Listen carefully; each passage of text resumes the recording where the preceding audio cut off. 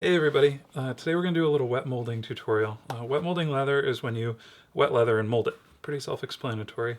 And you wet mold leather to put shapes into leather that you would otherwise have to build structurally. So this is a little card holder and it holds 20 or 30 cards, but because we wet molded it, we only had to do one little seam. And so we'll show you how to do that in this video.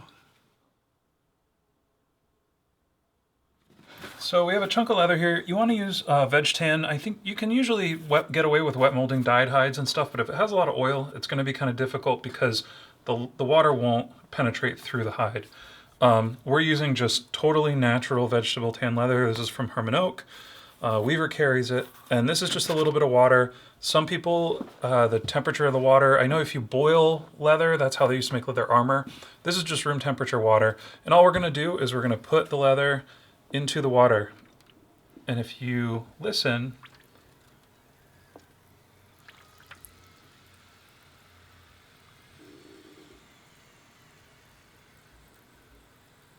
you'll hear the air escaping the leather, and that's good. That means water is replacing the air in the fibrous layer of the leather, and that's what we want. And so we're just going to leave that in there. I just leave it in until the bubbles stop. Some people leave it in for a half hour. I've never really found the need to do that. As long as it stops making noise, that usually tells me, and bubbles are gone, that usually tells me that water has replaced air in all of the hide. So we'll leave that for maybe a couple minutes. So while that's soaking a little bit, you need something to mold your leather too. You can make molds out of custom pieces of wood, or you can use whatever you're molding. You can wrap it in plastic wrap. I just have this old tin here, and I put some double stick tape on the back. I'm just going to stick that to a little old piece of wood here. And that's going to be our mold. This is the same thing that I use for this, and cards fit in here nicely. So when that leather is ready, we're going to take it out and we're going to mold it to this piece. We're going to just use some thumbtacks, super simple. And we'll get this all set up and molded, and then we'll let it dry. So we don't have any more bubbles coming out. There's no noise, so I'm going to pull the leather because that's about as wet as it's going to get. And we'll let it drip down. And then what I like to do is I give it a minute. It's not going to dry out in a minute, but I just give a minute so we don't have any more standing water on the leather before I start molding.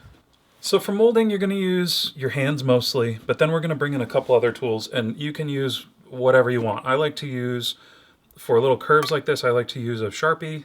This rounded edge of a Sharpie works nice. For if you're doing a holster or something like that, you can use bone folders. That'll get more into intricate little shapes and nooks and crannies that you need to mold into. For this, Sharpie is pretty much all you need. So we're going to start. Our leather has dried off a little bit, and we're going to start by simply putting our leather just right onto the top of our little mold here. Now what I'm going to do is I'm just going to gently, and this is about a 4 or 5 ounce leather, I'm just going to gently start working the leather down with my hands. And you're kind of stretching the leather here. The water makes it a little more stretchy, but you are molding it. You don't want to be gentle with this. You're not going to rip anything. You just want to sort of gently start working this shape in with your hands. So once we've gotten to the stage where a little bit of our pattern, of our mold is starting to kind of connect, you can see we have our leather is touching, and then it comes up and over and down, and that's about what we need it to do. We're going to start securing a couple little spots here so that we can move on and work on the more difficult parts, our curves and the rest of it. So I'm just using thumbtacks. You can use nails, you can use whatever you want. Some people make full molds, but for little pieces like this, you're doing everything by hand. Thumbtacks usually work. So I'm just going to start by putting a couple thumbtacks in the top here. And what that's going to do is, when I start to mold this, it's going to prevent me from just pulling this whole piece down. Now you can see I've put my thumbtack about 1/2 to 1 inch away from this edge. You don't want to put the thumbtack right up here against the edge of this, the seam that you're molding, because we're going to be keeping this. So we're going to end up cutting probably about right here, and our stitch line is going to go in here. So if I'm poking holes in this area, it's going to show up in our final piece. The other reason is, when we start using our molding tools like the Sharpie, we need room to go through here like this. So if I were to put this thumbtack closer, I couldn't fit my molding tools in. So now that I've pretty much gotten as far as I can get with my fingers, I'm going to start using my little tools here to mold.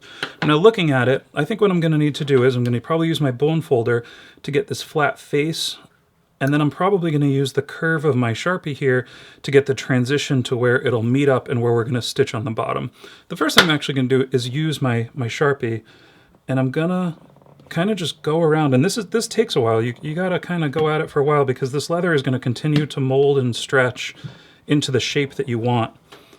And so what I'm doing here is I'm pushing pretty firmly with my Sharpie because my finger is a lot bigger than this, and so I can't get this crease with my finger. So with the Sharpie I can push and it'll continue to stretch out this leather and really get this curve nice here.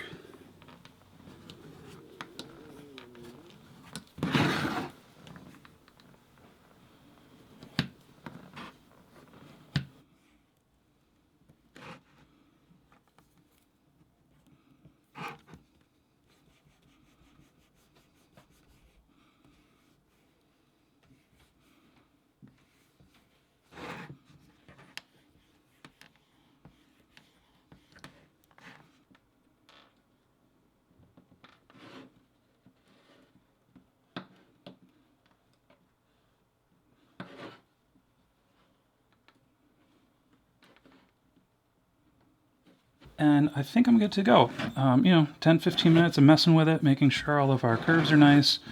I think we've got the shape that we need. Everything is molded nicely, there's no wrinkles. And so once you get to this point, we're just gonna let it dry. It'll probably be overnight, but we're gonna let this to dry and just leave it. And when we come back, we'll cut it out and we'll assemble everything. And after drying overnight, this is what we have. So what we're gonna do is, we're going to pull out all of these tacks.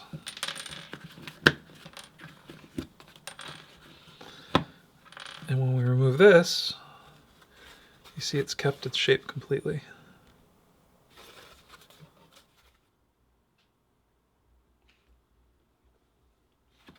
And so once you have your wet molded piece, you would trim it up and just assemble your wallet. We're not going to do that in this video. We have a couple other videos on our channel where we make full pieces like this with the wet molded construction. So I hope this was helpful, and we'll see you guys in the next one.